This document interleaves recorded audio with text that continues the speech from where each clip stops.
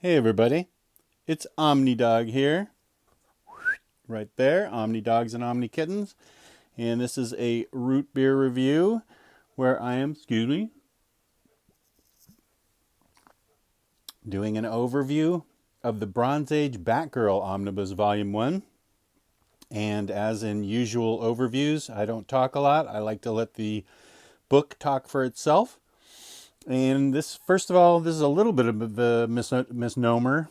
The Bronze Age really starts in 67, the Silver Age, with the debut of Batgirl. And we will crank this open and we'll read it right here. We'll read what it says. Though the title Batgirl has been used by a handful of different heroes over the decades, by far the most remembered is Barbara Gordon, daughter of Gotham Police Commissioner Jim Gordon.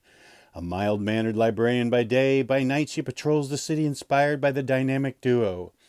One thing cool about Batgirl is that she never wanted to be Batman's girlfriend. She was independent and definitely wanted to fight crime on her own. And she started out with her debut in 1967, which I will get to. First, we have a very nice table of contents here. She started out in Detective Comics 359 because the Batman 66 show wanted to feature a female superhero or a female crime fighter, and they asked DC to debut Batgirl, and they debuted simultaneously back in 67. Here we have a nice foreword from the fabulous Gail Simone. And there's the iconic cover. Meet the new Batgirl. Is she heroine or villainous? What is her startling secret identity? The $1 million debut of Batgirl. With a fabulous cover by the fabulous Carmine Infantino. And Carmine Infantino illustrates a few of the first issues, which is reason enough to pick up this beautiful book because his artwork is second to none. These are typical Batman stories that, let me make sure that I'm correct. Yeah, that's Murphy Anderson's inks. That's what I thought. I'm sorry, Murphy Anderson's inks over Carmine Infantino's pencils. You can tell by that face right there, where she's going after the Grasshopper Gang. But she's fighting on her own and not in a way. Back then, Lois Lane was always after Superman. Poison Ivy was always, and Catwoman were always after Batman. But Batgirl was different. She just wanted to fight crime on her own. And that is what's really remarkable about Batgirl. Let me slide this up and see if we can't get a little bit better view there. And it slid back down, so we're going to have to deal with it. But here you can see some of the great artwork. Very colorful on nice glossy pages.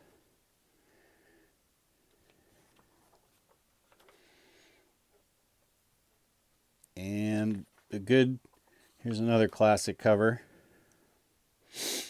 That definitely looks like a Murphy Anderson face there on top of Carmine Infantino's pencils. No, that's a Sid Green face. Okay, well. Oh, okay, I was wrong. Ha! Boy, what am I talking about? Murphy Anderson did the cover of the first of those two. Sid Green was the inker on the first 1, 2, 3, 4, 5 issues. I apologize. Sid Green is the inker here. That doesn't change the fact that the artwork's great. Dynamic, really action-packed, really something to behold here.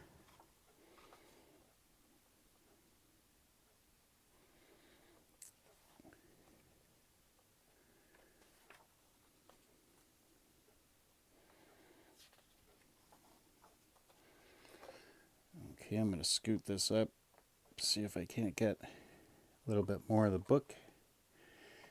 There we go. And this continues into Detective, where she was the feature. She would eventually be the backup feature in Detective. And here's a classic cover. See, Catwoman was always after Batman even back then.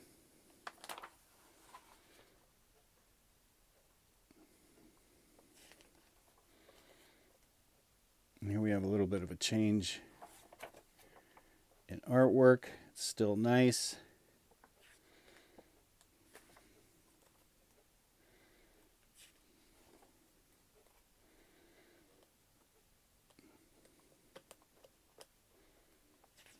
And here she says, no romantic interest in Batman. Ha! That's a likely story. Well, it's true. I've never known Batgirl to have a romantic interest in Batman. Classic Infantino and Anderson cover there. Let's see, when did Infantino's 384? Okay, so Infantino, Frank Springer did the art starting in Batman 197, which is what we just saw. And Gil Kane took over in Detective 371, which is this one. Gil Kane, no slouch himself.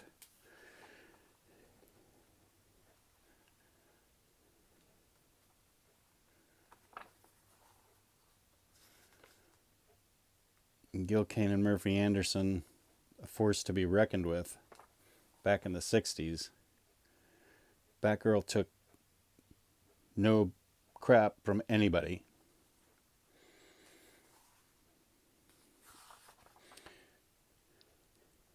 And this went Detective Comics, Batman, and Batgirl, so she started sharing the title.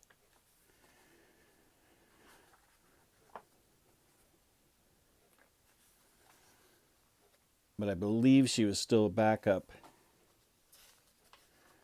Here we don't even have a cover for her, so I think she became the backup if she wasn't on the cover.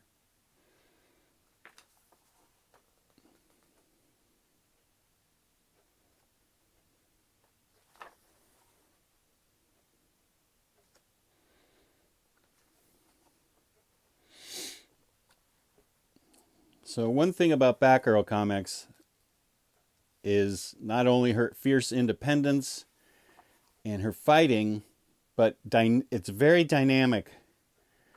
Not clunky at all. The fighting scenes are very dynamic. That, as you can see right here.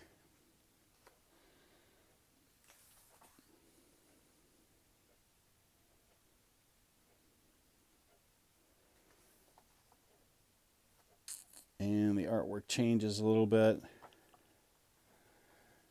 She goes on to do a lot of fighting with Robin.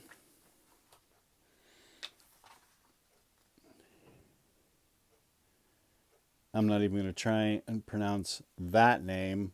Those of you out there who know your history probably know how to say Frank's name, Frank Giacoa. I'll give it a shot.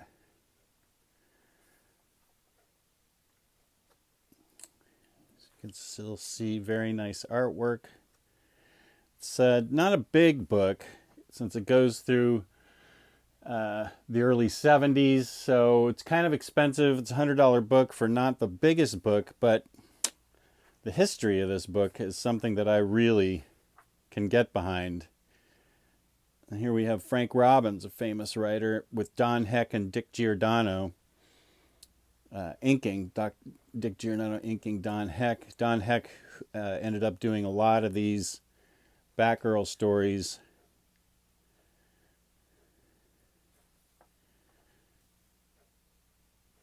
And you can see the artwork difference, but it's not a drastic change. It's still fun. It's great to see these on, and now Don Heck does the art all himself. It's really nice to see these all on glossy pages with bright colors.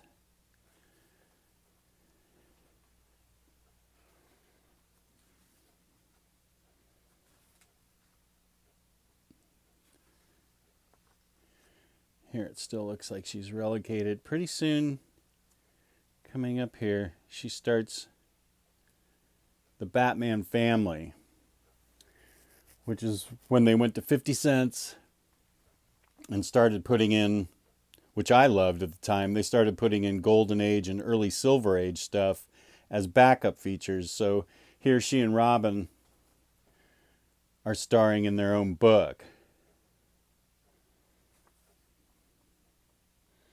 More Batman Family.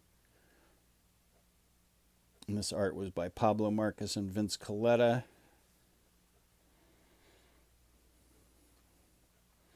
So we're getting towards the end. Batman Family, some more. DC Comics salutes the bicentennial, so that must have gone through 1976. And Jose Delbo, Vince Coletta, Elliot S. Maggins, the writer. Kurt Swan and Vince Coletta, artist. Elliot S. Maggin, who wrote a lot of Superman stuff too.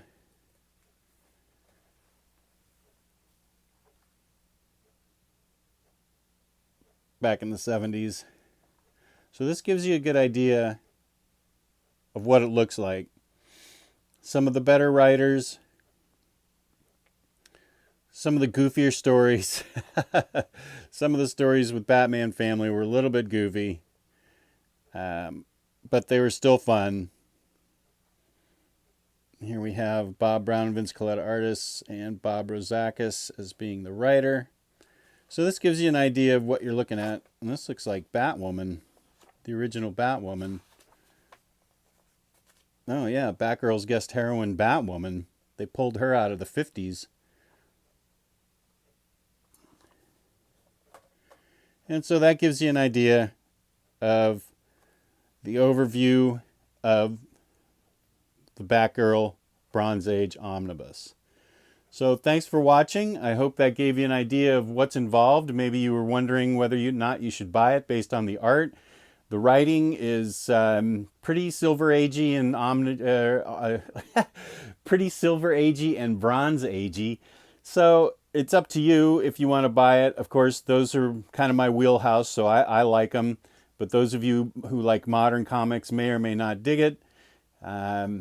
Best to maybe see if you can grab copies on, I don't know if Comixology goes back that far, but it would be a great way to get your knowledge of Batgirl and her origins in place if you got this book, because she really is a unique and interesting character, and I really think they did well by her to give her her own age, her own Bronze Age omnibus.